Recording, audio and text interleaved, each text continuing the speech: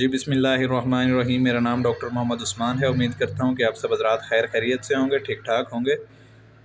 तो वीवर्स, आज मैं आपको डिस्टोकिया यानी कि डिफ़िकल्टी इन बर्थ या डिफ़िकल्टी इन पार्चुरेशन के बारे में बताने वाला हूँ। तो जैसा कि आप देख रहे हैं कि बकरी ने वाटर बैग निकाला हुआ है, लेकिन ये ज़ोर नहीं लगा पा रही और बच्चा डिलीवर नहीं कर पा रही। ठीक है, तो आज मैं आपको डिस्टोकिया की वजूहात के बारे में बताऊँगा और साथ साथ इनके इलाज के बारे में बताऊंगा और साथ साथ इसकी प्रिकॉशंस के बारे में भी आपको बताऊंगा। तो वीडियो बहुत ही इन्फॉर्मेटिव होने वाली है। अगर आपने हमारे चैनल को अब तक सब्सक्राइब नहीं किया तो चैनल को सब्सक्राइब कर लें, लाइक करें और शेयर करें। साथ साथ बेल आइकन पे लाजमी प्रेस कीजिएगा ताकि नई आने वाली वीडियोज़ आप तक पहुँचती रहें और आप इनसे फ़ायदा उठाते रहें।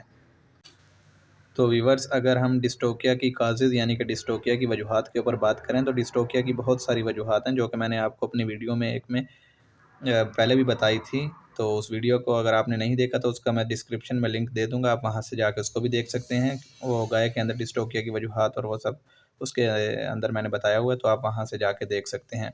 तो चलें बकरियों के अंदर या मादा जानवरों के अंदर डिस्टोकिया की वजूहात के बारे में बात करते हैं। डिस्टोकिया की बहुत सारी वजूहात हैं, ठीक है। सबसे पहले इसकी मेन बड़ी वजह ये है कि अगर मादा कमज़ोर है, यानी कि उसके अंदर lack of expulsive forces during parturition, यानी कि उसके अंदर अगर इतनी ताकत नहीं है कि वो ज़ोर लगाए और बच्चा डिलीवर कर सके। लैक ऑफ एब्डोमिनल फोर्सेस यानी कि शिकमी ताकतों की कमी। उसके अलावा आप कह सकते हैं कि नैरो बर्थ कनाल, यानी कि बच्चेदानी का रास्ता इतना तंग हो कि उसमें बच्चा दाखिल ही नहीं हो रहा या दाखिल हो गया और उसमें फंस गया है। ठीक है, ये इसके अलावा आप कह सकते हैं कि हार्मोनल डेफिशिएंसी की वजह से भी डिस्टोकिया के केसेस देखने में आ सकते हैं। और अगर जानवर प्रेग्नेंट है और वो उसका पहला सुआ है तो उस टाइम भी जानवर को डिस्टोकिया के हो सकता है। तो व्यूअर्स, इस तरह मिनरल डेफिशिएंसी की वजह से भी डिस्टोकिया हो सकता है और भी इसकी काफ़ी सारी वजूहात हैं। तो जैसे कि आप देख रहे हैं, हमारे पास जो बकरी मौजूद है वो बहुत ही कमज़ोर है। इवन कि ये जब बैठ जाए तो ख़ुद उठ भी नहीं सकती। तो आज इसके ऊपर बात करते हैं, जो कि हमारे पास ये केस मौजूद है। तो जैसा कि आप देख रहे हैं कि हमने इसका फीटस रिमूव कर लिया है। तो मैं यहाँ पर एक और बात ऐड करना चाहूँगा। जैसा कि आप देख रहे हैं कि इसका जो बच्चा है वो मरा हुआ है। ठीक है, जो ज़िंदा बच्चा होता है और मुर्दा बच्चा, उसमें बहुत ज़्यादा फ़र्क है।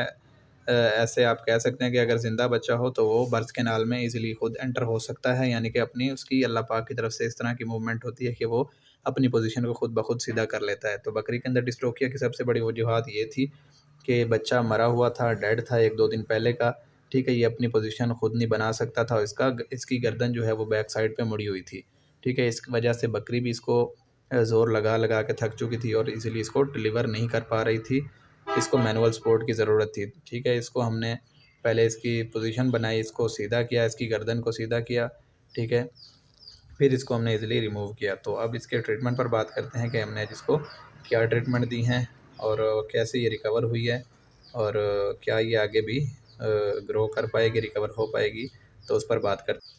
तो व्यूअर, जैसा कि आप देख रहे हैं कि इस टाइम ये बकरी काफ़ी ज़्यादा कमज़ोर है और इसका बहुत ज़्यादा ब्लड भी लॉस हुआ है। और क्योंकि इसको हमने इसका डेड फीटस रिमूव किया तो इसका काफ़ी ज़्यादा ज़ोर लगा है और इसका अंदर इन्फेक्शन भी हो सकता है, क्योंकि इसकी यूट्रस के अंदर हमारा हाथ वगैरह डला है। तो इस वक्त हाथ डालने की वजह से अक्सर इन्फेक्शन वगैरह जानवर की यूट्रस वगैरह में हो सकता है।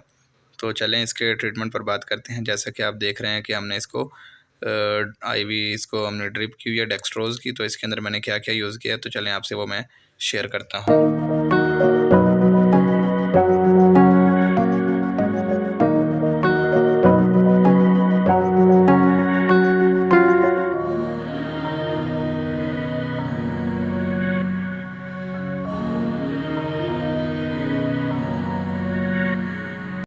तो व्यूअर्स, ये थी ट्रीटमेंट्स जो मैंने बकरी के साथ की हैं। ठीक है, और माशाल्लाह आप देख रहे हैं कि बकरी ट्रीटमेंट के बाद काफ़ी बेहतर नज़र आ रही है और इसने खाना पीना फ़ौरन स्टार्ट कर दिया और ये बहुत ज़्यादा बेहतर दिख रही है। तो चलें डिस्ट्रोकिया से बचने के लिए, इसकी प्रिकॉशंस के लिए मैंने आपको बताया था कि इस पे बात करेंगे। तो चलें इस पर बात करते हैं।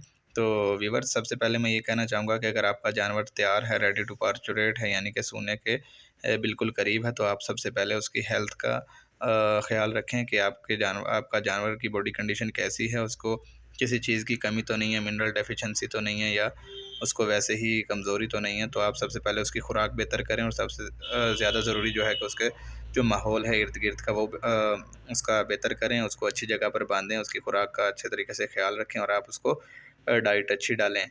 ठीक है, तो यही चंद बातें होती हैं जो जिनका ध्यान रखना ज़रूरी होता है। और आप सबसे पहले ये भी देखें कि आपका जानवर ईज़िली अच्छे तरीके से ग्रो कर रहा है, उसका आर्डर क्वालिटी ठीक जा रही है, उसकी हेल्थ ठीक है और उसका खाना पीना पहले से स्टार्ट है या नहीं, अच्छा तरीके से वो खाना खा रहा है या नहीं। तो यही चंद बातें होती हैं जिनका ख्याल करना ज़रूरी होता है। उम्मीद करता हूँ कि आपको वीडियो पसंद आई होगी, आपको कुछ ना कुछ सीखने को मिला होगा। तो अगर आप चाहते हैं कि इस तरह की वीडियोज़ आपको देखने को मिलती रहें और आप कुछ ना कुछ सीखते रहें और किसी न किसी तरीके की आप आगाही हासिल करते रहें, तो मेरे चैनल को लाइक करें, सब्सक्राइब करें, शेयर करें और साथ साथ बेल आइकन पर लाजमी प्रेस कीजिएगा ताकि नई आने वाली वीडियोज़ आप तक पहुँचती रहें। तो इंशाल्लाह मिलते रहेंगे नेक्स्ट वीडियो में। तब तक के लिए अपना ख्याल रखिएगा, जानवरों का ख्याल रखिएगा। अल्लाह हाफ़िज़।